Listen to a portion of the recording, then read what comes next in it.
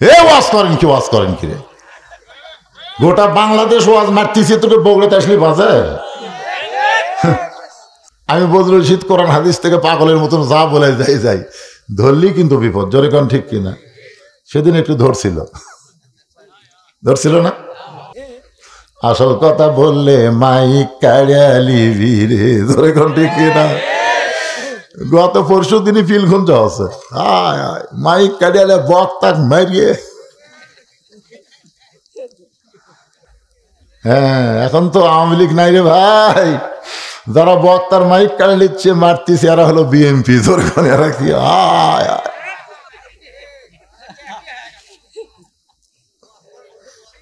হে ওয়াজ করেন কি রে? গোটা বাংলাদেশ ওয়াজ মারতেছে, তোকে বগুড়াতে আসলি বাজে? প্রতিদিন ইউটিউব খুলে দেখো তো কুটি ওয়াজ করতেছি গোটা বাংলাদেশ সব জায়গায়। বগুড়াতে তো বাজে কে? হ্যাঁ, তারাত গেড়ে হাওয়া পাগলা চেনেন? তারাত গেড়ে হাওয়া পাগলা নাম শুনছেন? হাজার হাজার মানুষ খাওয়া দাওয়া করতেছে, হাজার মানে 4-5টা গরু জব করে সেই হারে খাওয়া। ওই পাগলা সাইড দিয়ে যাচ্ছে আর বলতেছে মানুষ নাই রে। মানুষ নাই রে।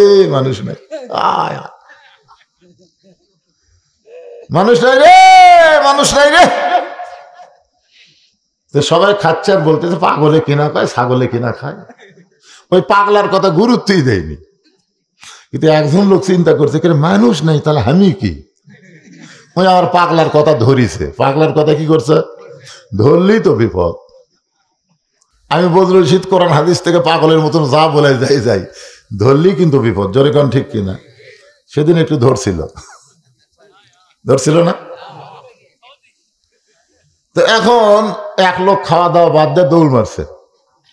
যে পাগলা বলতেছে কে রে ভাই, তুই যে কইলি মানুষ নাই তাহলে এরা কে? হাজার হাজার খাওয়া দাওয়া করতেছি, এরা কি মানুষ না? বলে আমি পাগল মানুষ, আমি কখন কি কই? তাহলে তুই বলে দেখ মানুষ নাই পিটন খায় মরবো। কেন আমি তো বলবার পারবোই না। তো আমি পাগলা, তো আমি কইছি তুই যে আবার উঠে আসছিস কেন? না, এই কথার মারিফত আমার জানা লাগবে।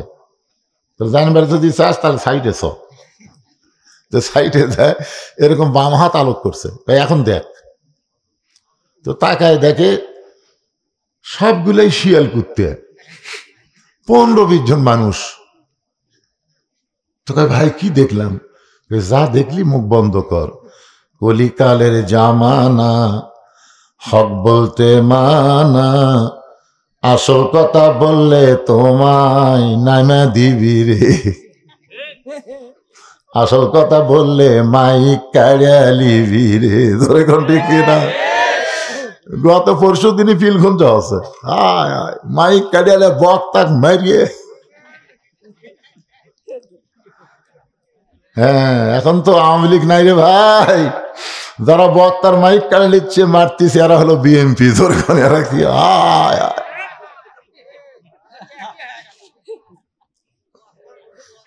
হে ওয়াজ করেন কি রে? গোটা বাংলাদেশ ওয়াজ মারতেছে, তোকে বগুড়াতে আসলি বাজে? প্রতিদিন ইউটিউব খুলে দেখো তো কুটি ওয়াজ করতেছি গোটা বাংলাদেশ সব জায়গায়। বগুড়াতে তো বাজে কে? হ্যাঁ,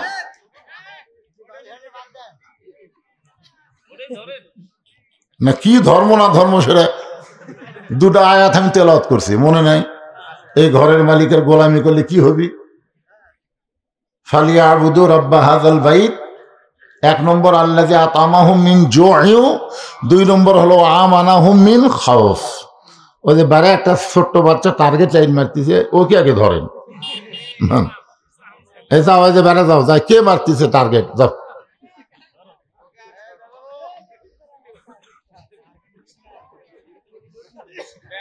এখন আপনারা বলেন যে সবগুলাই শিয়াল কুত্তা, 15-20 জন মানুষ, কারণ কি? আপনারা যে বললেন হুজুর সাইটে যারা আসলো তারা নাই, পরে কারণ ভাঙ্গা দেবো। অনেক কোরআন হাদিস দিই, এমনি বাপদাদার ইচ্ছা করে কাম হবি না। এ কোরআন যদি আপনাদের বলে, কোরআনের বিরুদ্ধ করে পারবেন? وننزل من القرآن কুরআনি মা হুয়া শিফাউ ওয়া রাহমাতুল লিল মুমিনিন। এর বাংলা অর্থ হলো সব সমস্যার সমাধান দিতে পারে আল কোরআন। এটা কি বিশ্বাস করেন আপনারা? সব সমস্যার সমাধান যারা বলতেছেন না, মনে করতেছেন এই দুনিয়া আপনার শেষ নাকি? যদি ফুলগুলো হয় অভিমানে ঝরে যায়, আমি মালা গেথে বলো কারে পরাবো, সে যে কেন এলো না কিছু ভালো লাগে না, কবরে আসুক তারে আমি মজা দেখাবো। কোরআনের পক্ষে যারা স্লোগান দিচ্ছেন না, এরা কবরে যাবেন না? যাবেন। খালি সেই হারে হবে, সেই হারে জাগা মতো মার হবি। জোরে কোন ঠিক? কবে যাবেন কবরে? কবে যাবেন? কোনো তারিখ নাই, কোনো মাস নাই, যে কোনো মুহূর্তে যাওয়া লাগবে। তাই সময়কে নষ্ট করা যাবে না, প্রত্যেকটা সময়ের গুরুত্ব দেওয়া লাগবে। জোরে কোন ঠিক? আল্লাহ যেখানে বলতেছে সব সমস্যার সমাধান দিতে পারে আল কোরআন, আর কোরআনের মাহফিলে বসে স্লোগান দিতে আপনার ব্যস্তি যে কোন জায়গা? গলা খাকারে জানতে দেখি সব সমস্যার সমাধান তো বোঝা গেল আপনি দিবার পারেন, তো দেন না কেন? হ্যাঁ, একটু মনোযোগ দিয়ে শুনবেন। নামাজটা হলো ফজরের নামাজ। একজনকে সাটান, তো ফজরের সময় বোঝা যাবে তুমি কত সাটানার লোক। আর সালাতু খায়রুম মিনান নাম শোনার সাথে সাথে তোমার অবস্থা কিরকম হয়? 3.5 হাত হয় না 2.5 হাত হয়? নিজের বিবেককে প্রশ্ন করো। আজান শুনবি না, ল্যাপ দিয়ে মাথার উপর, পাও টেনে বুকের কাছে, মনে হয় ছাগলের বস্তা ঢাকাতেছে। ল্যাপ টানটা দেখে ল্যাপের তলে ওর সাইজ, আর সকালবেলা সাইড ঠিবে কুত্তার সাইজ, একই সাইজ। ধরে এখন কত ঠিক কিনা? ও সাটান হুজুর, ও সাটান।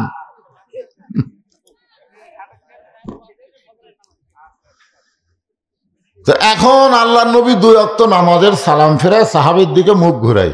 নফল নাই। আসরের পরে সূর্য অস্ত যাওয়ার আগে কোনো সুন্নত নফল নাই। ফজরের পরে নবী আলোচনা করেন। আল্লাহ রাসূল ফজরের নামাজের পরে সাহাবীদেরকে নিয়ে আলোচনা করেন। তো এখন কি করেন? আর আসরের নামাজের পরে রাসূল বয়ান করেন। বয়ান তাবলিগি বয়ান। বয়ান বোঝেন? অল্প সময়ের মধ্যে গুরুত্বপূর্ণ ফজিলতের কিছু কথা, এগুলো কথা রাসূল আসরের পরে বলতেন। সুবহানাল্লাহ বললে কত লাভ, আলহামদুলিল্লাহ বললে কত নেকি, এইগুলো কথা রাসূল বলতেন আসরের পরে। আর ফজরের নামাজের পরে কোনো সওয়াবের কথা বলতেন না। যে কোনো সময় মক্কার কাফেররা মদিনা আক্রমণ করতে পারে, এখন মদিনা রক্ষা করতে গেলে তোমরা দোয়া দিয়া করবা, দরুদ দিয়া করবা, না ওদের সাথে যুদ্ধ করবা, এই বিষয়ে রাসূল আলোচনা করতেন। আমার কথা কি বুঝলেন? আল্লাহ রাসূল ফজরের নামাজের সালাম ফিরাইয়া সাহাবীর দিকে মুখ ঘুরায় যখন আলোচনা শুরু করবেন, এমন সময় একজন সাহাবী দাঁড়িয়ে রাসূলকে সালাম দিলেন। আল্লাহর নবী যখন আলোচনা শুরু করবেন, এমন সময় একজন সাহাবী দাঁড়ায় রাসূলকে সালাম দিলেন। আপনারা বলেন তো, আমি যখন ওয়াজ শুরু করছি, এমন সময় একজন যদি দাঁড়ায় বলে হুজুর আসসালামু আলাইকুম, এটা কি আদবি না বেদবি? বেদবি না? নবী তাকায় দেখে যে সাহাবী সালাম দিয়েছে সে হচ্ছে আল্লাহর নবীর ডবল জামাই। মানে যাই সালাম দিয়েছে তুই মুয়া না, নবীর আবার ডবল জামাই। এখন জামাই যদি বেদবি করে শ্বশুর ধরবার পারায়? কথা কন না কেন? অনেক জামাই বেদব আছে না নাই? আল্লাহ নবী বলেন, বাবা ওসমান, ফজরের নামাজের পর আমি নবী যখন আলোচনা শুরু করতে চাই, এমন সময় তোমার সালাম দেওয়ার কারণ কি? ওসমান গনি বললেন, আসসালামু ক্বাবলাল কালাম, কোন কথাবার্তা বলার আগেই দেওয়া লাগবে সালাম। হুজুর আপনার সাথে যদি আমি কোনো কথা বলি, সে কথা বলার আগে কি দেওয়া লাগবে? এ কথা কে বলেছে? আল্লাহ রাসূল বলেছেন, আল্লাহ রাসূল বলেছেন আসসালামু ক্বাবলাল কালাম, কোনো কথাবার্তা বলার আগেই দেওয়া লাগবে সালাম, সালাম দিয়ে তারপরে কথা শুরু। আপনারা কি সালাম দেন? দেন? বেটা কোনোদিন সালাম দিয়েছেন? বেটা তো আপনাকে দেয় না, বেটা শ্বশুরক দেয়। আপনার বেটা কিন্তু সেই ভদ্র, খুবই ভদ্র, শ্বশুরকেই ভয়। আসসালাম আলাইকুম আব্বা, কেমন আছেন আব্বা, আম্মা কেমন আছে? ওরে বাবারি, এ ভদ্রই হলো কোত্থেকে রে? আর বাপের সামনে দিয়ে যায়, শালা মানুষ যায় না কুত্তে যায়, বোঝার উপায় নাই। জোরে কোন কথা ঠিক কিনা? আপনারা বলেন তো, পৃথিবীর সমস্ত মানুষকে সালাম দিলে যে সওয়াব হবে, নিজের বাপ মাকে সালাম দিলে এর চাইতে বেশি সওয়াব আল্লাহ দান করবে। জোরে কোন কথা ঠিক কিনা? ওরে বাবা, ঠিক তো ঠিকই কইস, বাবা সালাম দেশ। এখন থেকে শুরু কর লাগি বাদান, আজ থেকে শুরু করবা সালাম দেওয়া। যেই বাড়িতে সালাম আদান প্রদান আছে ওই বাড়িতে অভাব থাকতে পারে কিন্তু অশান্তি থাকবে না। হ্যাঁ, অভাব আছে কিন্তু অশান্তি নেই। কোনোদিন স্বামী স্ত্রীর মধ্যে মারামারি হবে না, কারণ বউ স্বামী সালাম দেয়, স্বামী বউ সালাম দেয়, সালামের দ্বারা সব রাগ পাঞ্চা হয়ে যায়, আরো মারামারি। বেটার বউ শাশুড়ি সালাম দেয়, শাশুড়ি বেটার বউ সালাম দেয়, মানে যখন যাই সুযোগ পাবি আগে সালাম মারবি, দেখবেন শাশুড়ি বেটার বউয়ের বিরুদ্ধে কবি না, বেটার বউ শাশুড়ির বিরুদ্ধে কোনোদিনও কবি না। কিন্তু সালাম কালাম না থাকার কারণে প্রত্যেকটা সংসারে অশান্তি, টেকা আছে, অভাব নাই, কিন্তু অশান্তি দাউ দাউ করে চলতেছে। যেরকম কথা ঠিক। এই জন্য সালাম দেওয়া লাগবে, সালামের প্রচলন শুরু করবেন। আল্লাহ নবী ওসমান, তুমি কি বলবার চাও? ওসমান গনি বলতেছে, রাসূলুল্লাহ একদিন দেখেছি আমি বলি নাই, দ্বিতীয় দিন দেখেছি আমি বলি নাই, কিন্তু আজকে তৃতীয় দিন দেখতে পাইলাম আপনি যখন নামাজের সালাম ফেরান সঙ্গে সঙ্গে আপনার একজন সাহাবী নাম হলো তালহা বাড়ির দিকে দৌড় দেয়।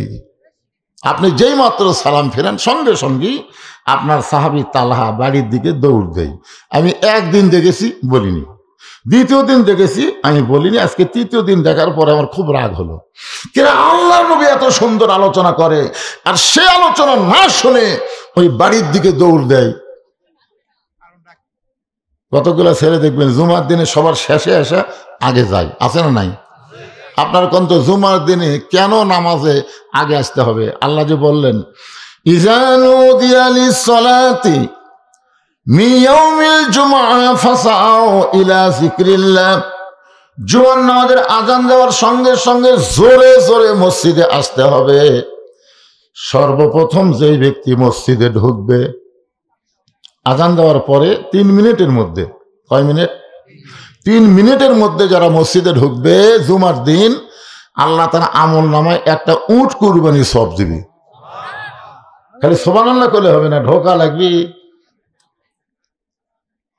5 মিনিটের মধ্যে যারা মসজিদে ঢুকবে আল্লাহ তাদের আমল নামে একটা গরু কুরবানি সওয়াব দিবে। 10 মিনিটের মধ্যে যারা ঢুকবে একটা ছাগল কুরবানি সওয়াব পাবে। এরপরে যারা ঢুকবে তারা আর কুরবানির মধ্যে নাই, তারা ডিম মুরগি দান করার সওয়াব পাবে। আপনার কোনটা? সুবহানাল্লাহ। ডিম মুরগিত না উঠত? উঠত। যে কাজ কাম লাগছে, আলু বান্ধার কাম লাগছে, আর জুমার দিন হলে খেয়াল আছে। ইজানু দিয়ালিস সালাহ মিয়াউমিল জুমআ ফাসআউ শব্দের অর্থ হলো হাঁটাও না দৌড়ানো না, মাঝখানে, মানে হাঁটা দৌড়ানো মাঝখানে। ডায়াবেটিস রোগী হলে যেরকম হাঁটে না ওই রকম জোরে জোরে মসজিদে যাওয়া লাগবে। হুকুম কার? জুমার নামাজ পড়া কিন্তু কারিবুল ফরজ। জুমার নামাজ পড়া হলো কারিবুল ফরজ, ফরজের নিকটবর্তী, কিন্তু ফরজ না। আর আজান দেওয়ার সঙ্গে সঙ্গে মসজিদ যাওয়া হলো ফরজ। কারণ এটা কার কথা? নবীর কথা না আল্লাহর কথা? তো আল্লাহর কথা মানে কি? তাহলে জুমার নামাজের আজান দেওয়ার সাথে সাথে মসজিদে যাওয়া কি আপনারা জানেন? কথা কয় না রে বাবা। আচ্ছা, কি জন্য কোন তো যে জুমার নামাজের আজান দেওয়ার সাথে সাথে মসজিদে যাওয়া ফরজ কেন? খুতবা সেটা কি শুনবেন, আরবি না বাংলা? কিসের আরবি? বোঝেন আরবি? আরবি শুনবি? বাংলায় যে বক্তব্য দিবে যে হাসিনার পতন হলো, বাংলাদেশ স্বাধীন হলো, সিরিয়ার আবুল বাশার পলায় গেল, সিরিয়া স্বাধীন হলো, মিশর অতি সত্তর স্বাধীন হবে, ফিলিস্তিন আল্লাহ বাংলাদেশ, ফিলিস্তিন আল্লাহ মুসলমানকে দিয়ে দিবে। ধরে কারণ সুবহানাল্লাহ।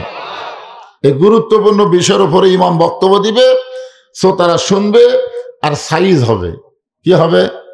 ভারত যতই চেষ্টা করুক বাংলাদেশের কোনো ক্ষতি করতে পারবে না। যদি কিছু করবার আসে তাহলে মুসলমানের করণীয় কি, এই বিষয়ের উপরে জুমার দিনে ইমাম সাহেব বক্তব্য দিবে।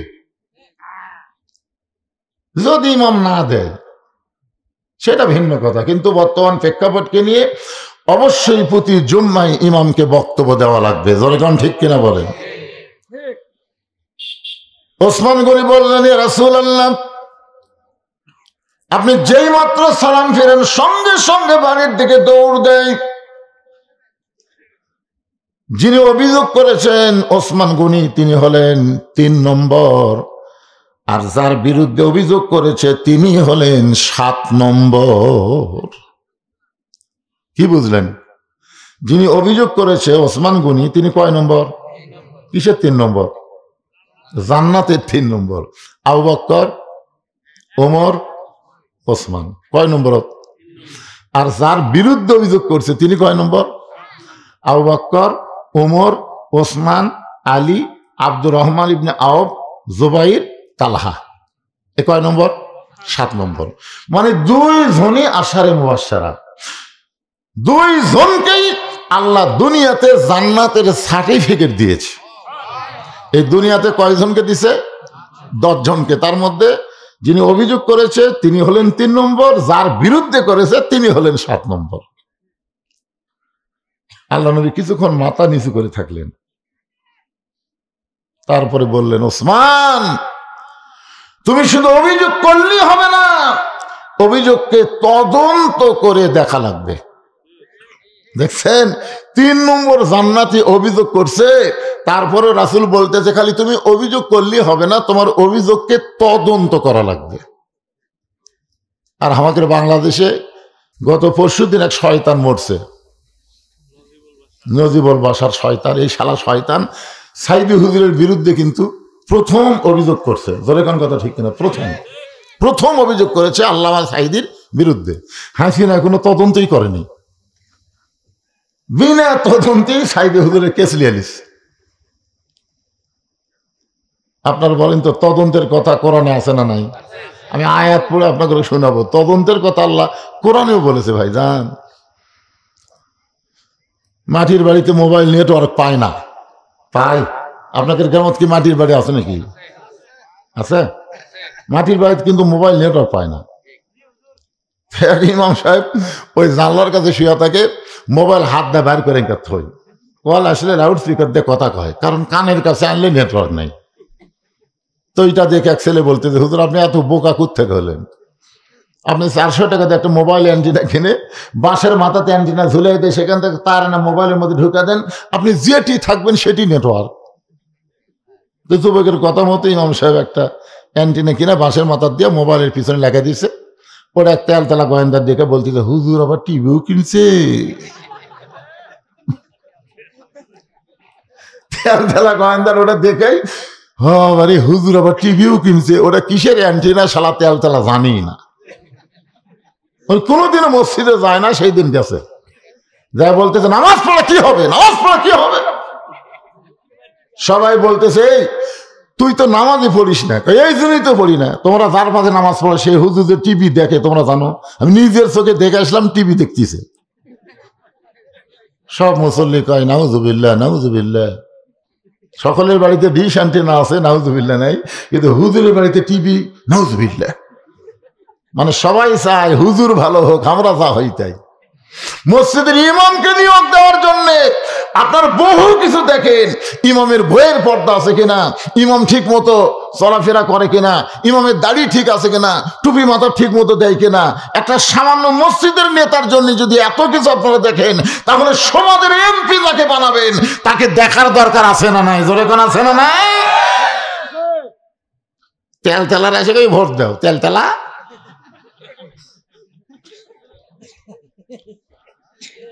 আর আইতাল্লাযী ইউকাযযিবু বিদ্দীন ফাযালিকাল্লাযী ইয়াদউল ইয়াতীম ওয়া লা ইয়াহুদ্দু আলা তুআমিল মিসকিন। সব মুসল্লি সিদ্ধান্ত লিছে আজকে হুজুরক বাদ দেবো, তেল তেলার কথা শোনা সিদ্ধান্ত লিছে হুজুরক বাদ দেবো। হুজুর মসজিদের মধ্যে ঢুকতেছে, ডান পাও দিয়া, জোরে কোন কি পাও দিয়া, আল্লাহুম্মা আফতাহ লি কয়নি, কেবল বলতেছে আল্লাহুম্মা আফতাহ। সমস্ত মুসল্লি বলতেছে না। হুজুর কয় কি হলো? তুমি টিভি কিনা টিভি দেখো আর তোমার পাশে নামাজ পড়বো? ইমাম কয় বারে আমি টিভি তো কিনিনি, দেখবো কেমনে? তেল তেলা বলতেছে হুজুর তাহলে বাঁশের মাথাত কি দেখলাম? তখন বলতেছে ওটা তো মোবাইল অ্যান্টিনা। তখন সব মুসলিমকে কে রে তুই কি দেখলি আর কি করলি? মনে করছিলাম ভাই। মনে করার উপর অভিযোগ করছে আর তদন্ত না করে ইমাম বাদ। চিন্তা করছেন? আল্লাহ রাসূল বলে ওসমান তুমি অভিযোগ করলি, তোমার অভিযোগকে গ্রহণ করতে পারলাম না, তদন্ত করতে হবে। 3 নম্বর জান্নাতি 7 নম্বরের বিরুদ্ধে অভিযোগ করেছে। আল্লাহ নবী বললেন তদন্ত না করে কিছু করব না। আল্লাহ নবী দাঁড়িয়ে গেলেন, তদন্ত করার জন্য নবী দাঁড়িয়ে গেলেন, আর কোনো আলোচনা করলেন না। ফজরের পরে যে আলোচনা করেন, নবী আলোচনা বন্ধ করে দিয়ে তদন্তের জন্য দাঁড়িয়ে গেলেন। নবী যখন মসজিদ থেকে বের হচ্ছেন, প্রত্যেকটা সাহাবী নবীর দিকে তাকায় আছে। আল্লাহর নবী বললেন আমি তদন্তের জন্য রওনা দিলাম, তোমরা কি আমার সঙ্গে যাওয়ার চাও? সাহাবীরা বললেন ইয়া রাসূলুল্লাহ যদি আপনি অনুমতি দেন আমাদের কোনো আপত্তি নাই। তার মানে নবী বুঝালেন যে একজন তদন্ত, একদলীয় তদন্ত না করে সর্বদলীয় তদন্ত করা দরকার। জোরে কোন ঠিক কিনা? আপনারা বলেন তো বাংলাদেশে যারা যুদ্ধাপরাধী, যাদেরকে অন্যায়ভাবে ফাঁসি দেওয়া হলো হাসিনার সময়, এই মানুষগুলা কি খারাপ ছিল না ভালো ছিল? এক বাক্যে বলেন তো ভালো না খারাপ? কে তদন্ত করছে? একদলীয় তদন্ত করছে ভাই। তদন্ত করে ভালো মানুষগুলোকে ফাঁসির কাস্টে ঝুলাই দিল।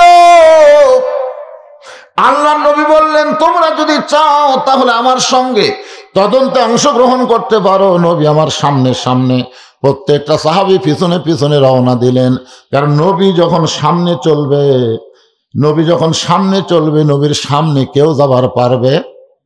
কোরআনে আল্লাহ বলেছেন আমার নবী যখন কথা বলবে, নবীর মুখের ওপর কেউ কথা বলতে পারবে না। নবী যখন রাস্তা চলবে, নবীর সামনে কেউ রাস্তা চলবে না। বর্তমানে বাংলাদেশে কোনো নবী নাই, কোন আলেম ওলামা যদি আপনারা দেখেন রাস্তায় চলতেছে, যদি আপনি সামনে চলেন, আলেমকে দেখার সঙ্গে সঙ্গে যদি মনে করেন এখন তো আর নবী নাই, আল ওলামা ওয়ারাসাতুল আমবিয়া, আলেমরা হলো নবীদের ওয়ারিস, আমি হুজুরের সামনে যাব না, দরকার হলে হুজুরের পিছনে পিছনে যাব। রাসূল বলে একটা আলেমকে সম্মান করে আলেমের পিছনে যদি 2টা কদম তুমি হাঁটতে পারো, আল্লাহ খুশি হয়ে তোমাকে 2টা জান্নাতের মালিক করে দিবে। ইন্নামা ইয়াখশাল্লাহ মিন ইবাদিহিল উলামা। আল্লাহ কোরআনে বলেছেন বান্দা সমূহের মধ্যে আলেম বান্দারাই সবচাইতে আল্লাহকে বেশি ভয় করে। নবীও আলেমদের পক্ষে, আল্লাহ আলেমদের পক্ষে। খালি হাসিনা মুদির কথা শুনে আলেমদেরকে যে হারে নির্যাতন করছে, হারে আল্লামা সাইদ হুজুর কিন্তু বাঁচাই থাকতো ইনশাল্লাহ। আপনারা দেখেননি যেদিন তাকে জেল থেকে হাসপাতাল নিয়ে, সেদিন যে একটা হাসি দিচ্ছে, আমার মোবাইলে ভিডিও করে রাখছে, ওটা আমি লোড করে রাখছি। এ হাসি দেখলে মনে হয় একটা জান্নাতি হাসি। জোরে কোন কথা ঠিক কিনা? এইরকম হাসি দিয়ে যে লোকটাকে নিয়ে গেল।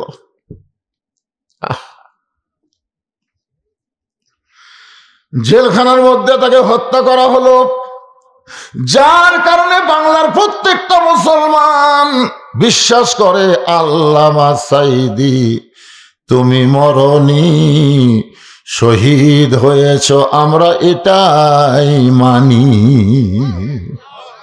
আপনারা বলেন তো উনি মারা গেছে, ওনাকে হত্যা করা হয়েছে। আর আল্লাহ রাস্তায় যখন কাউকে হত্যা করা হয়, আল্লাহ কোরআনে বলেন ওয়ালা তাকুলু লিমান ইউকতালু ফি সাবিলিল্লাহি আমওয়াতুন বাল আহইয়াউ ওয়ালাকিন লা তাশউরুন। সবাই জবান খোলো, আল্লাহু আকবার। আল্লাহ রাস্তায় যাদেরকে হত্যা করা হয় তাদেরকে তোমরা মৃত্যু বলো না, আমি আল্লাহ বলতেছি তারা জীবিত।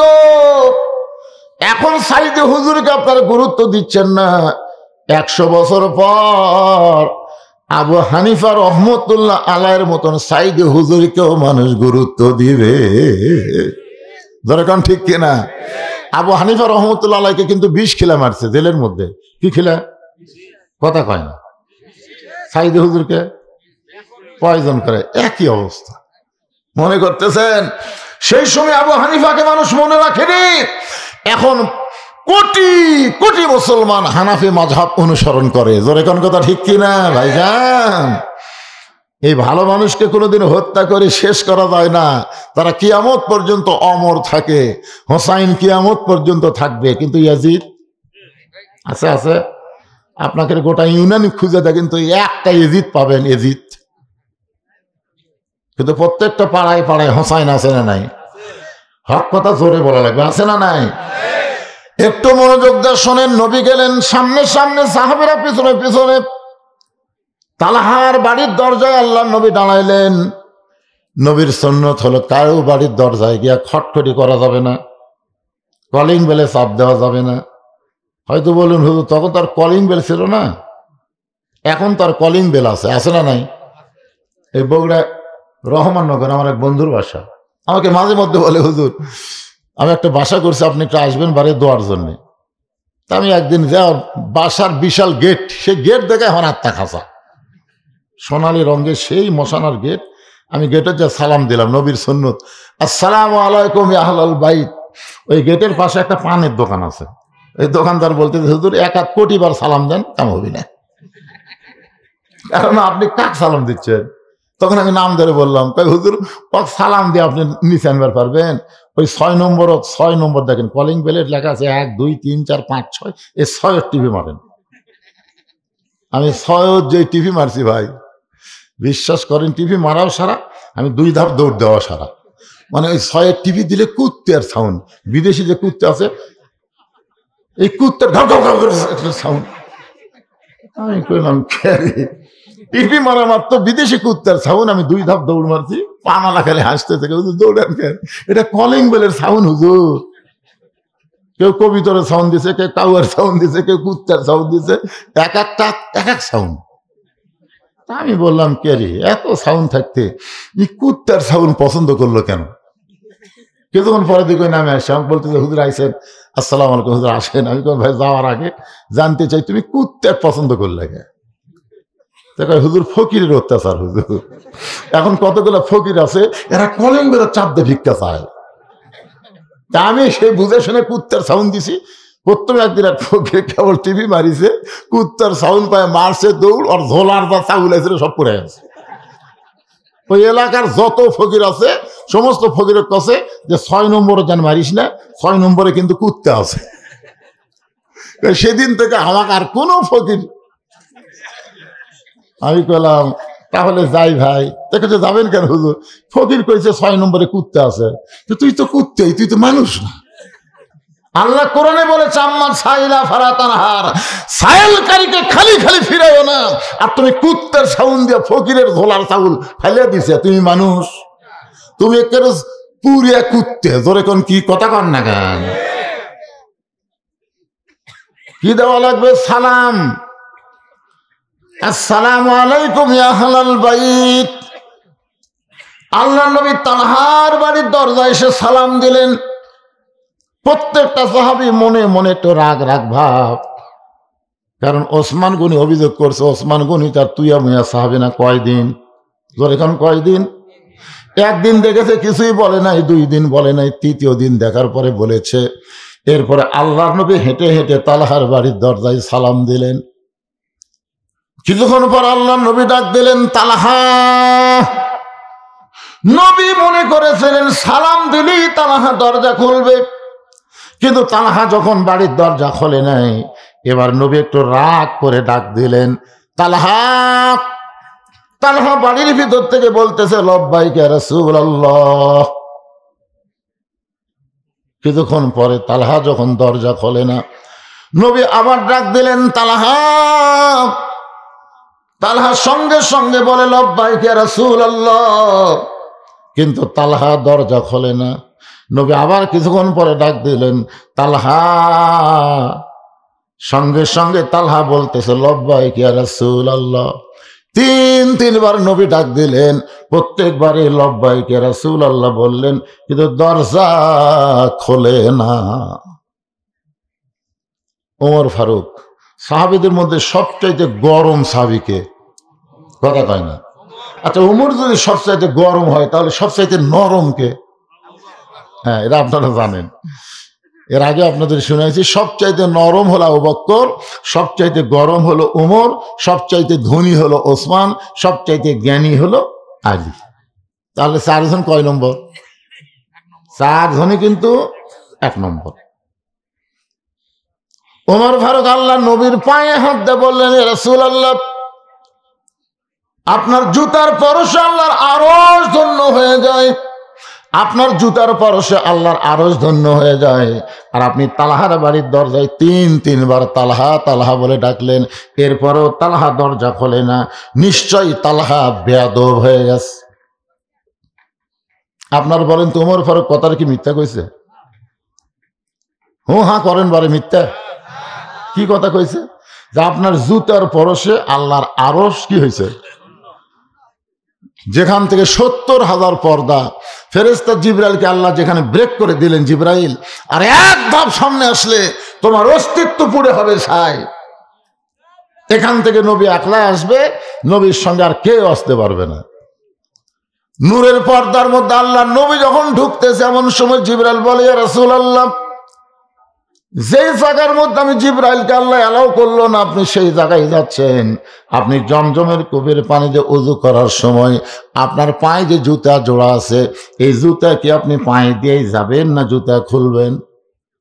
নবী বলতেছে, জিবরাইল ভাই, আল্লাহর সঙ্গে মেরাজ করতে এসে আমার জুতা খোলার তুমি যখন মনে করে দিলে, উপর হয়ে নবী যখন পায়ের জুতা খুলতে যাবেন, এমন সময় আরশ থেকে আওয়াজ আসলো, নবী গো, জিবরাইল আপনাকে চিনে না, যার কারণে জুতা খুলতে কয়।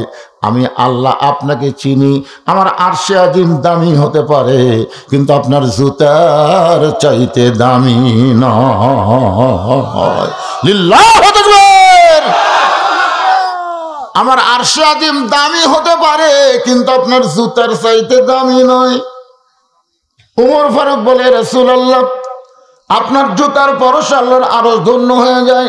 আর সেই নবী তালহার বাড়ির দরজায় 3-3বার তালহা তালহা বলে ডাকলেন, প্রত্যেকবারই লব্বাইক লব্বাইক বলল, যদি এখন পর্যন্ত দরজা খুললো না, নিশ্চয় তালহা বেয়াদব হয়ে গেছে। আল্লাহ রাসূল বলেন, ওমর, সাবধান হয়ে যাও, তদন্ত করার আগে কোন রিপোর্ট দেওয়া যাবে। এখনো তদন্তই হয়নি, তুমি আগে রিপোর্ট দিলে বেদব। আমি নবী আইছি তদন্ত করতে, তোমাকে সাথে আনছি রিপোর্ট দেওয়ার জন্য না। চিন্তা করছেন? ওমর হলো কয় নম্বর? কথা কয় না কেন? কয় নম্বর? জান্নাতের দিক দিয়ে কয় নম্বর? 1 নম্বর আবু বকর, 2 নম্বর ওমর। সে ওমরকে রাসূল বলতেছে, ওমর, মুখ সাবধান করে কথা বলবা, তদন্ত করার আগে কোনো রিপোর্ট দেওয়া জায়েজ নাই। হযরত ওমর যেমন ছিলেন গরম, তেমন ছিলেন নরম। ওমর ফারুকের জীবনী পড়ে দেখবেন, তার মতন গরম মানুষ কেউ ছিল না, আবার তার মতন নরম মানুষ কেউ ছিল না। এতই নরম, বুঝলেন? গভীর রাত্রে মদিনার অলিগলি ঘুরতেছে, দেখে একটা তাঁবুর মধ্যে থেকে একটা পুরুষ বাহিরে বাইরে হয়ে খালি দৌড়াদৌড়ি করতেছে। ওমর ফারুক লোকটার সামনে রাতের বেলা গিয়ে সালাম দিয়ে বলে, আসসালামু আলাইকুম ভাই, কেমন আছেন ভাই? লোকটা সালামের উত্তর দেয় না। ওমর ফারুক আবার আসসালামু আলাইকুম ভাই, কেমন আছেন ভাই? লোকটা সালামের উত্তর দেয় না। যে ওমর রাস্তাতে গেলে শয়তান কয়দিন যায় না। ওমর ফারুক তৃতীয়বার যখন সালাম দিচ্ছে, আসসালাম, খালি সালাম দেশ, এই সালামের অর্থ তুই বুঝিস? ওমর ফারুক কে ভাই, সালামের অর্থ মানে আল্লাহ তোমার উপর শান্তি বর্ষিত করুক। তুই জানিস তাঁবুর মধ্যে কি হচ্ছে জানিস? আমার বাড়ি হলো অমুক জায়গাত, আমি গভীর রাত্রে আমার গর্ভবতী বউ নিয়ে অমুক জায়গায় যাচ্ছি, এই মাঝ রাস্তাতে আমার বইয়ের যে পেটের ব্যথা উঠছে, ওই তাঁবুর মধ্যে গেলে ও মারে বাবা রেখে কান দিচ্ছে, আর আমি বেড়া ঘুরতেছি, কি অশান্তি আমার, আর এই খালে সালাম মারতেছে। ওমর ফারুক লোকটার হাত ধরে বললেন, ভাইজান আমার বেয়াদবি নিবেন না, আমার বাড়িতে ভালো একটা ধাত্রী আছে, আমি একটু নিয়ে এসে আপনার বইয়ের উপকার করতে চাই। ওমর ফারুক কত নরম মানুষ, দেখেন কি খারাপ ব্যবহার করছে, তারপরও নিজের বাড়িতে গিয়ে বললেন, আব্দুল্লাহর মা। ওমর ফারুকের ছেলের নাম হলো আব্দুল্লাহ, জোরে গান, ছেলের নাম কি? আব্দুল্লাহর মা দরজা খোলো, সঙ্গে সঙ্গে দরজা খুলে গেল। ওমর ফারুক বললেন, আব্দুল্লাহর মা তুমি কি জান্নাতে যাবার চাও? বলে 1000 বার চাই। তাহলে চলো যাই। সরাল্লাহ কর না কেন? নিজের বউকে বলতেছে, আব্দুল্লাহর মা তুমি কি জান্নাতে যাবার চাও? বলে 1000 বার চাই। তাহলে চলো যাই। এই জিনিস লিয়া চলো, এই জিনিস মানে একটা সন্তান ধরবার গেলে যে যে জিনিস লাগে সেইগুলো জিনিস লিয়া রওনা দাও। হযরত ওমর ধাত্রীকে নিয়ে এসে, নিজের বউকে নিয়ে এসে তারপর উল্টা পিঠটা ভিতরে ঢুকায় দিল, আর লোকটাকে বলতেছে, ভাই ধৈর্য ধারণ করো, ধৈর্য ধারণ করো। লোকটা বলতেছে, তুমি তো সেই ব্যক্তি যে পর পর 3 বার আমারে সালাম দিছা, আমি সালামের উত্তর না দিয়ে তোমার সঙ্গে খারাপ ব্যবহার করলাম, তারপরেও তুমি আমাকে কত সুন্দর বলতেছো ধৈর্য ধরো। এমন সময় তাঁবুর ভিতর থেকে আওয়াজ আসতেছে, ইয়া আমিরুল মুমিনিন, আপনার বন্ধুকে বলেন তার বিবিও সুস্থ আছে, সন্তানও সুস্থ আছে। যেই বলছে আমিরুল মুমিনিন, আপনার বন্ধুক বলেন, ওই লোকের তখন অবস্থা কি? হায় হায় হায়, আপনি হযরত ওমর, আয় আয়, আপনি রাস্তাতে গেলে শয়তান 40 দিন যায় না, আর সেই লোকটার সঙ্গে এত খারাপ ব্যবহার করলাম, আমারে আপনি শাস্তি দেন। ওমর ফারুক চোখের পানি নিয়ে লোকটাকে বুকের মধ্যে নিয়ে বললেন, ভাইজান তুমি শুধু বলো, আমার দায়িত্ব আমি পালন করেছি। আমি যতদিন সাহাবী ছিলাম ততদিন আমি গরম ছিলাম, যেদিন থেকে মদিনার খলিফা হয়েছি সেদিন থেকে আমি আর গরম না, আমি নরমের চাইতেও বেশি নরম হয়ে গেছি। তাহলে হযরত ওমরের মধ্যে যেমন গরম ছিল তেমনই নরম ছিলেন। আল্লাহ রাসূল যেই মাত্র বলেন, ওমর সাবধান হয়ে কথা বলো, তদন্ত করার আগে কোনো রিপোর্ট দেওয়া যাবে না। ওমর ফারুক চিন্তায় পড়ে গেলেন, নবীর কাছে যদি কোনো বেয়াদবি হয়। এই ভয়ে হযরত ওমর তালহার বাড়ির চারিধার ঘোরা শুরু করলেন, এই বাড়ির মধ্যে এমন কি আছে। 3 বার নবী ডাক দিছে, এরপরও তালহার দরজা খোলে না। এই বাড়িটার মধ্যে আছে কি রে? বাড়িটার মধ্যে কি মজা আছে? আমি একটু পানি খাই, অসুবিধা আছে ভাইজান, ডায়াবেটিস তো একটু সমস্যা হচ্ছে। আর এমন গরম পানি দিছে,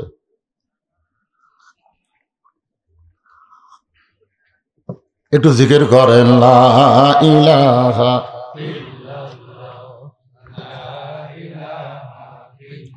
লা ইলাহা লা ইলাহা ইল্লাল্লাহু মুহাম্মাদুর রাসূলুল্লাহ।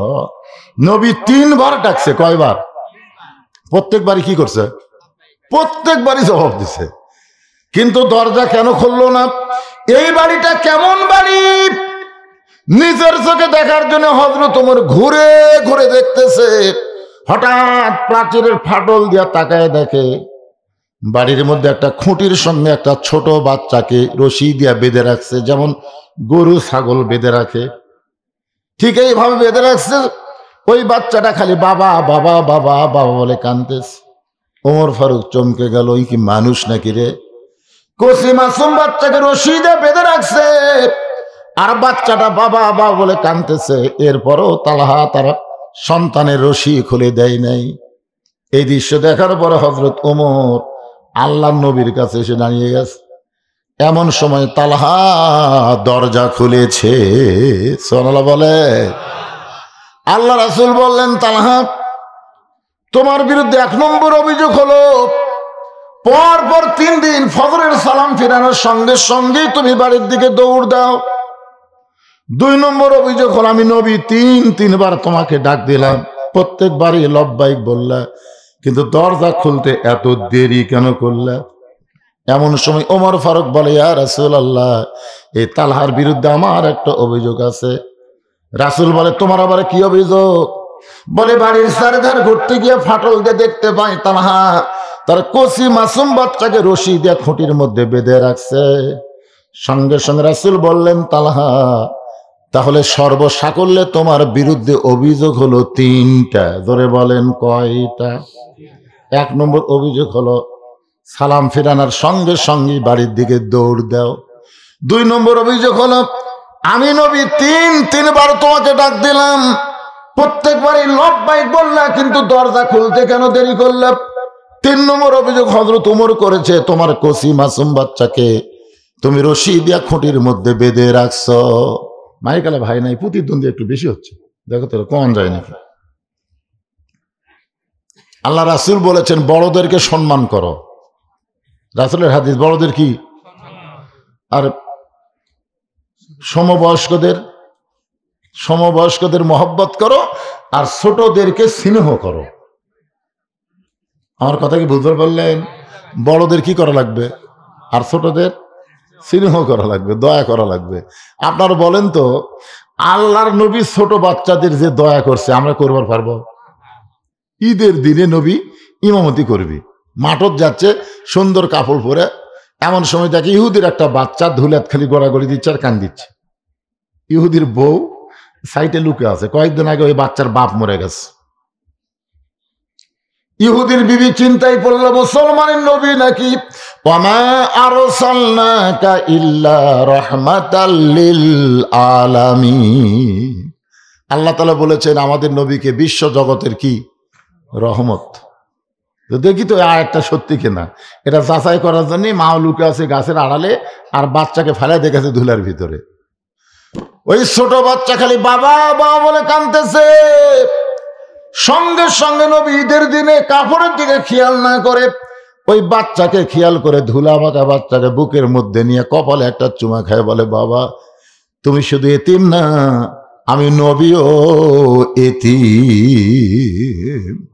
শিশুকালে মইরা গেছে মা, গর্ভে থাকতে মরছে পিতা, আমি চোখে দেখলাম না।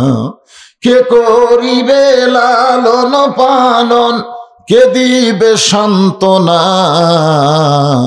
এই দুনিয়ার বড় এতিম নবী ছিলেন একজনা।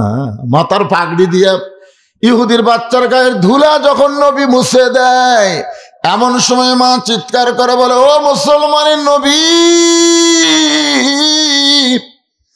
আজ থেকে শুধু আপনি মুসলমানের নবী না, আজ থেকে আপনাকে আমি নবী হিসাবে স্বীকার করে নিলাম। জোহরের নামাজের প্রথম রাকাতে নবী 3বার সুবহান রাব্বিল আলা বলেছে। প্রথম রাকাতের প্রথম সেজদায় কয়বার? 3বার সুবহান রাব্বিল আলা বলেছে। দ্বিতীয় সেজদার নবী তোলে না। 100 বার সুবহান রাব্বিল আলা সাহাবীরা পড়ছে, কিন্তু নবী সেজদা তোলে না। দ্বিতীয় রাকাত ঠিকই পড়েছে, তৃতীয় রাকাত ঠিকই পড়েছে, চতুর্থ রাকাত ঠিকই পড়াইছে, কিন্তু প্রথম রাকাতের দ্বিতীয় সেজদা এত লম্বা। নামাজ শেষ হওয়ার পরে হযরত ওমর বলতেছে, ইয়া রাসূলুল্লাহ, দ্বিতীয় রাকাতে আপনি এত লম্বা সেজদা দিলেন, আমরা 100 বারের বেশি সুবহান রাব্বিল আলা বললাম, এরপরও আপনি সেজদা তোলেন না, কারণ কি? বলে, তোমরা সবাই যখন সেজদায় ছিলে, এমন সময় আমার 2টা ছোট্ট নাতি হাসান হোসাইন আমার পিঠের উপর চড়ে বসলো। আমার পিঠের উপরে চড়ে বসলো। আমি যখন ওদের পিঠ থেকে নামাবার চাই, এমন সময় আল্লাহ বলে, হাবিব হাসান হোসাইন আপনি নবী জানেন না, নানা মনে করে আপনার পিঠে বসে আছে। যতক্ষণ ওরা পিঠে থাকবে আপনি সেজদা থেকে মাথা তুলবেন না। সাহাবীরা রে, ছোট বাচ্চাদেরকে আমার আল্লাহ বড় ভালোবাসে। এই জন্যই বলা হচ্ছে কুল্লু মাউলুদুন ইউলিদু আলাল ফিতরা। হিন্দুকেও যদি ছোট বাচ্চা হয় তাকেও তোমরা ঘৃণা করবে না, কারণ ও ছোট মানুষ, যে কোনো সময় ইসলাম গ্রহণ করতে পারে। ধরে কোন কথা ঠিক কিনা কোন? আর ছোট মানুষের কান্দে ফেরেশতা কখন দেয়? তোমার দুই কান্দে দুই মুহুরি লেখিতেছেন ডায়েরি, দুই কান্দে দুই মুহুরি লেখিতেছেন ডায়েরি, দলিল দেখে রায় দিবে, টাকা পয়সার নাই কারবার। আপনারা বলেন তো, কেরামান কাতিবিন এই ফেরেশতাকে আল্লাহ হওয়ার সাথে সাথে দেয় না। 10 বছর যখন আপনার ছেলের বয়স হবে, ঠিক তখন ওই ফেরেশতা দুটা আল্লাহ কান্দত বসে দিবি। কারণ 6 বছর থেকে নামাজের তালিম দাও, 10 বছর থেকে জোর করে নামাজ ধরাও। জোরে কোন কথা ঠিক কিনা? এরপরই তো লেখালেখি শুরু হয়ে যাবে। একটু মনোযোগ দেন, ছোট বাচ্চাদের নবী কত ভালোবাসেন। আল্লাহ নবী বলেন, তালহা, উমর যে অভিযোগ করেছে তোমার কচি মাসুম বাচ্চাকে খুঁটির সঙ্গে রশি দিয়ে বেঁধে রাখছো, আমি নবী ছোটদেরকে কেমন ভালোবাসি। রাস্তা দিয়ে যাচ্ছে, মাটিতে গড়ায় গড়ায় হাসান হোসাইন কাঁদতেছে, আর হাসান দাঁড়ায় দাঁড়ায় কাঁদতেছে। 2 ভাই কাঁদতেছে, এক ভাই মাটিতে গড়াগড়ি দিয়ে কান্দে, আর এক ভাই দাঁড়ায় দাঁড়ায় কান্দে। রাসূল বললেন, তেরে হোসাইন তুইও কান্দিস, হাসানও কান্দিস, ব্যাপার কি? বলেন, না না, কিছুক্ষণ আগে এক ব্যক্তি ঘোড়ার পিঠে চড়ে গেছে, তখন থেকে আপনার হোসাইন ঘোড়ার চড়ার বায়না শুরু করছে। এখন বলেন, না না, আমি হোসাইন ঘোড়া কোথায় পাই? আমি বড় ভাই হয়েছি বেকায়দায়। রাসূল বললেন, তুই কি বলতে পারিস না বাড়ির মধ্যে ঘোড়া আছে? হোসাইন বলে, না না, আমি মিথ্যা কথা কেমনে বলবো, আমাদের বাড়িতে তো কোনো ঘোড়া নাই। রাসূল বললেন, তাহলে চল যাই। নবী আমার হোসাইনকে বুকের মধ্যে নিয়ে হোসাইনের হাতটা ধরে বাড়ির মধ্যে ঢুকে দরজা বন্ধ করে দিলেন। হোসাইন বলে, না না, দরজা কেন বন্ধ করলেন? রাসূল বলেন, পাগলা ঘোড়া দরজা খোলা পাইলে যদি বার হয়ে যায়, আসলে বাড়ির মধ্যে কোনো ঘোড়াই নাই। নবী দরজা বন্ধ করার কারণ হলো, এখন নাতিদের সঙ্গে নবী ঘোড়া ঘোড়া খেলবে। এইটা দরজা দিয়ে যদি বাহিরের কোনো সাহাবী দেখতে পায় তাহলে তারা বড় কষ্ট পাবে, কারণ সাহাবীদের কাছে নবী আর হাসান হোসেনের কাছে হলো নানা। ধরে কোন ঠিক কিনা? নবী আমার ওপর হয়ে বলতেছে, আয়রে হোসেন আয়, আমার পিঠে চড়, আমি হইছি লাল ঘোড়া। এবার ছোট্ট হোসাইন নানার পিঠে লাফ দিয়ে চড়ে যখন ঘোড়া ঘোড়া খেলতেছে, নবী ঘাড় কাঁধে তাকায় দেখে হোসাইন দাঁড়ায় দাঁড়ায় কাঁদতেছে। রাসূল বলে, হোসেন রে, এ ঘোড়া যদি তোর পছন্দ হয় তাহলে ঘোড়ার পিঠে চড়। এমন কথা বলেছে, ঘোড়া যদি তোর পছন্দ হয় তাহলে ঘোড়ার পিঠে চড়। এবার হোসাইনও নানার পিঠের উপর চড়েছে। কিছুক্ষণ পরে হাসান বলতে, হোসেন ভাই, এত সুন্দর ঘোড়ার পিঠে আমরা 2 ভাই চড়েছি, তাকায় দেখো ঘোড়ার মুখে কিন্তু লাগাম নাই, ঘোড়ার মুখে কিন্তু লাগাম নাই। সঙ্গে সঙ্গে নবী আমার এক টানে মাথার পাগড়ি খুলে ওই পাগড়ি মুখের মধ্যে ঢুকায় দিয়া 2টা মাথা হোসাইনের হাতে দিছে। হোসাইন লাগাম মনে করে এত জোরে হ্যাঁচকা টান মারছে, নবীর গালসির মধ্যে লাগামটা ওই পাগড়িটা ঢুকে গেছে। একটু দূরে ছিল মা ফাতেমা, একটু দূরে ছিল মা ফাতেমা। এই দৃশ্য দেখার পর আর সহ্য করতে পারে না, এক দৌড়ে এসে হাসানকে ধাক্কা দিয়ে হোসেনকে মারছে সর। 2টা বাচ্চা যখন কাঁদতে কাঁদতে 2 দিকে চলে যায়, এমন সময় নবী আমার এতিমের মতন দাঁড়ায় কাঁদতেছে। নবীকে ফাতেমা বলে, বাবা, আমার 2টা সন্তান বড় বেয়াদবি করেছে বাবা। বাবা গো, আমি বুঝতে পারি নাই, আপনি এদেরকে মাফ করে দেন। রাসূল বলে, ফাতেমা, 2টা সন্তান কোনো বেয়াদবি করেনি মা, বরং তুই আমার কলিজায় আঘাত করলি, তুই আমার কলিজায় আঘাত করলি। ফাতেমা বলে, বাবা, আমি আপনার কলিজায় কেমনে আঘাত করলাম? রাসূল বলে, ফাতেমা, তুই কি আমার ভিতরের কলিজা কোনোদিন দেখছিস মা? ফাতেমা বলে, বাবা, ভিতরের কলিজা কেমনে দেখবো? রাসূল বলে, ফাতেমা রে, আমার কলিজা হলো হাসান হোসাইন, আমার হাসান হোসেনকে যে কষ্ট দেয় ওই কষ্টটা লাগে আমার কলিজায়। রাসূল বলে তালহা, আমি ছোট বাচ্চাদেরকে, সে মুসলমান হোক নাতি হোক আর ইহুদির বাচ্চা হোক, সব বাচ্চাকে আমি নবী স্নেহ করি, দয়া করি, ভালোবাসি। আর তোমার কচি মাসুম বাচ্চাকে তুমি কেন খুঁটির সঙ্গে রশি দিয়ে বেঁধে রাখছো? তালহা বলতেছে, ইয়া রাসূলুল্লাহ, 3টা অভিযোগ করেছেন, 3টা অভিযোগকে উইথড্র করতে গেলে আপনি শুধু বললে হবে না, আমাকে বলার সুযোগ দেওয়া লাগবে। যেরকম ঠিক কিনা? হুজুর আপনি খালি নবী বলে যাবেন, তাহলে আমাকে সুযোগ দিবেন না? রাসূল বলে, ঠিক আছে বলো। বলে, হুজুর ওসমান গনি যে অভিযোগ করেছে যে পরপর 3 দিন, আসলে পরপর 3 দিন না, পরপর কয়েক সপ্তাহ। ওসমান গনি কয়দিন দেখছে? আসলে 3 দিন না, কয়েক সপ্তাহ হলে আমি আমল করতেছি, আপনি সালাম ফিরালেই বাড়ির দিকে দৌড় দিই। সব সাহাবী চুম করছে, ওরে বাবা রে, আমারও মনে করছে 3 দিন, এই তো আরো মারাত্মক। রাসূল বললেন, ঠিক আছে, তুমি কয়েক সপ্তাহ সালাম ফিরালেই বাড়ির দিকে দৌড় দাও কেন? বলে, হুজুর এই যে আমার গায়ে যে কাপড় দেখতেছেন, এই যে আমি যে কাপড় পরে দরজা খুলেছি, এই একটা কাপড় ছাড়া আমার বাড়িতে দ্বিতীয় কোনো কাপড় নাই যে কাপড় পরে আল্লাহ রাসূলের সামনে দাঁড়ান যায়। আপনারা বলেন তো, আল্লাহ রাসূলের সামনে দাঁড়ানোর কাপড়ের দরকার আছে না নাই? কোন কাপড়? আপনার যে মসজিদে যান, কোন কাপড়? হ্যাঁ, না পাঞ্জাবি পায়জামা না, লেবাসুত তাকওয়া। যেই পোশাক পরলে আল্লাহর ভয় কলিজার মধ্যে থাকে সেই পোশাক পরা লাগবে। এমন একটা টাইট ফুল প্যান্ট পরছে, তারপর একটা এই টিকনা ঢাকা একটা শার্ট গাউট দিছে।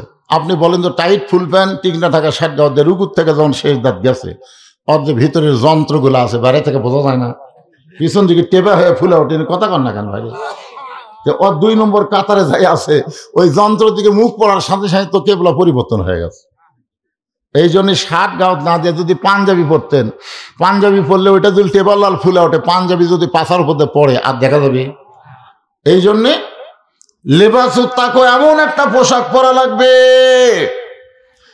যে পোশাক পরে আল্লাহ নবীর সামনে দাঁড়ানো যায়। তালহা বলতেছে, ইয়া রাসূলুল্লাহ, আমি মাটির একটা গর্ত করেছি, মাটির একটা গর্ত করে যেমন তেমন কাপড় পরায়া আমার বউকে মাটির গর্তের মধ্যে নামায় দেই, বউকে মাটির গর্তের মধ্যে নামায় দিয়ে এই কাপড় পরে আপনার পিছনে ফজরের নামাজ পড়তে যাই। ওগো আল্লাহর নবী, ফজরের নামাজ পড়ার পরে যদি আপনার আলোচনা আমি শুনতে চাই, তাহলে আমার বউয়ের ফজরের নামাজ নষ্ট হয়ে যাবে।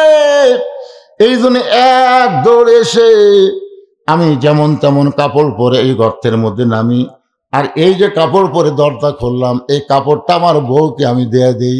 আমার বউটা এই কাপড় পরে যখন আল্লাহর নামাজ পড়ে আল্লাহর কাছে কাঁদতেছে, এমন সময় আপনি এসে আমাকে তালহা তালহা তালহা বলে ডাকতেছেন।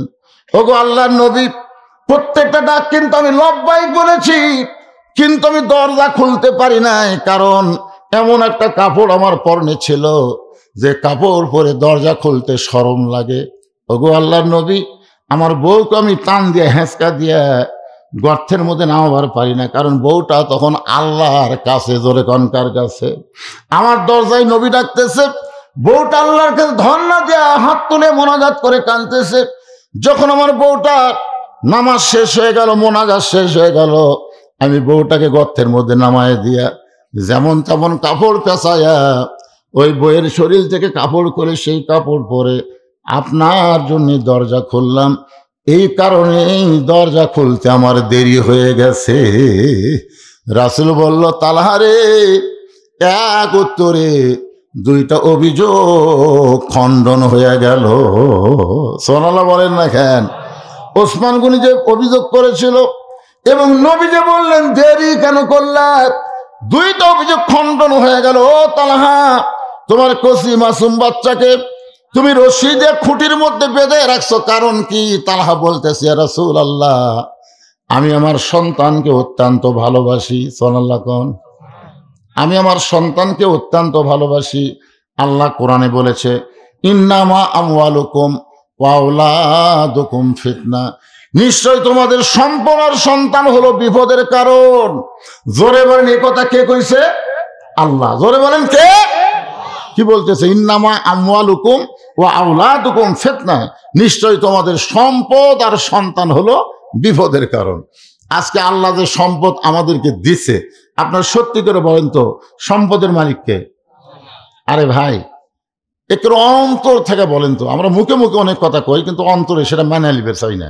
সত্যি করে অন্তর থেকে বলেন তো সম্পদের মালিক কে? আরো জোরে, জোরসে বলুন। জোর হলো না, আরো জোরে।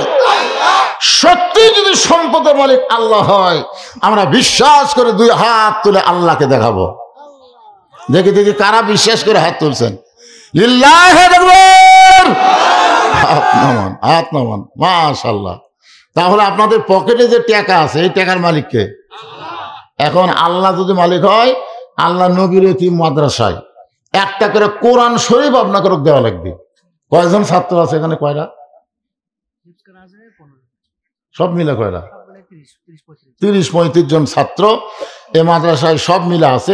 ধরেন 35টা কোরআন শরীফ দেওয়া লাগবে। একটা কোরআন শরীফ মাত্র 500 টাকা দাম। আপনি 500 টাকা দিবেন, এই নবীর মাদ্রাসায় একটা কোরআন শরীফ দেওয়ার সওয়াব আল্লাহ আপনার আমল নামায় দিবে। টাকার মালিক কিন্তু আপনি না। আপনি আবার এখন যদি বলেন দিব না রে, আল্লাহ কই করে আমার টাকারে মাস্তানি মারতিস, তো হাসিনার মতন ভারত পলান লাগবি রে। তোর এখন কথা দেখছি না। হাসিনা যখন বলছিল দেশ আমার বাপের, এই দেশ আমার, আল্লাহ কয় এখন কুটি। এখন আপনার টাকা যদি না দেন, হয়তো মেডিকেল কলেজে থাকা লাগবে। জোরে কোন ঠিক কিনা? বাড়ির থাকবো, আমার টাকা মাদ্রাসাত না দিয়ে বাড়ির থাকবো, তোর হাত পা ভাঙ্গা হাসপাতালত থমো। এই জন্য ভাইজান বেশি না 35 জন আল্লাহর বান্দা 500 টাকা করে টাকা একটা কোরআন শরীফ দান হয়ে যায়। 500 টাকা কোন আল্লাহর পাগল সর্বপ্রথম পারবে? হুজুর লগত লাগবে ভাইজান, লগত। কোরআন শরীফ তো বাকি বিক্রি হয় না, লগত। 500 টাকা দিবেন, একটা কোরআন শরীফ দান করার সওয়াব আল্লাহ আপনাদের আমল নামায় দিবে। মাত্র 35টা কোরআন শরীফ চাইছি, নগদ নগদ। সর্বপ্রথম কোন আল্লাহর বান্দা পারেন? মাশাআল্লাহ। আসেন ভাই, আসেন, লিয়ে আসেন ভাই। আরে আল্লাহ আল্লাহ, পৃথিবীর সর্বশ্রেষ্ঠ দান নবীর এতিম মাদ্রাসায় একটা কোরআন। আমার ভাইজান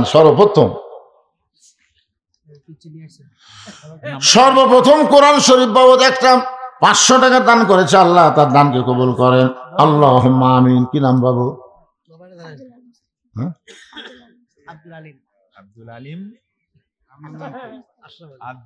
আব্দুল আল মুস্তাকিম।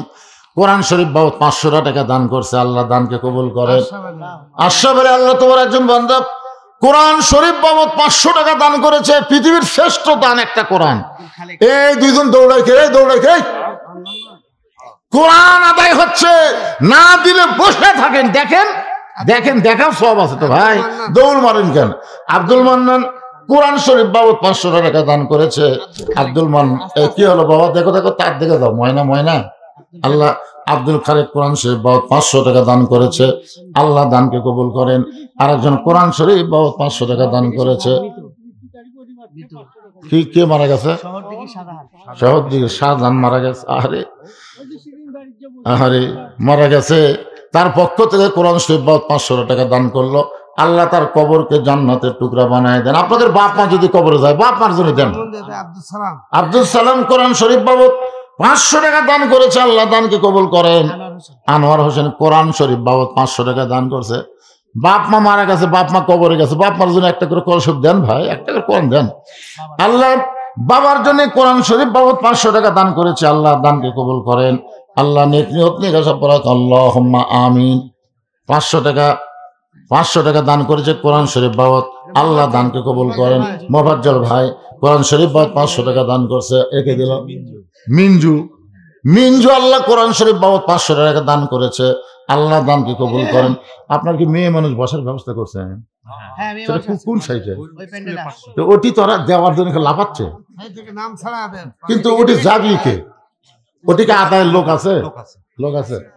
ও মা মারে মারে মা খাদিজার সঙ্গে যেন আল্লাহ জান্নাত দেয়। কোরআন শরীফ বাবদ 500 টাকা দান করবেন। বাপ মা যাদের কবরে গেছে, একটা কোরআন দান করলে বাপ মার কবর আল্লাহ জান্নাতের টুকরা। কে দিল? নাম বলে নাই, নাম বলে নাই। আমার এক ভাই কোরআন শরীফ বাবদ 500 টাকা দান করেছে। আল্লাহ দানকে কবুল করেন, আল্লাহুম্মা আমিন। হ্যাঁ, সবার থেকে আসেনি, কুটি গেছে। আচ্ছা না, দিয়ে করে কোরআন শরীফ দিয়ে পারবি না, এদিকে হয়তো দান করে পারবি। 500 টাকা সবার আছে, তাই 200 টাকা, 100 টাকা, 300 টাকা, 400 টাকা দান করবি। কোরআন হলো 500, আর দান 200, 100 যাই পারেন সবাই দান করবেন এই মাদ্রাসায়। যদি নগদ না পারেন বাকি আলু দেন। আলু লাগালে, আপনারা আলু লাগাচ্ছেন, এবারে কিন্তু আলুর দাম কমবি রে। মানে আমি যত জায়গায় যাচ্ছি, শিবগঞ্জের কোনো জমি আর ফাঁকা নাই ভাই, আলু আলু, হাই রে আলু রে।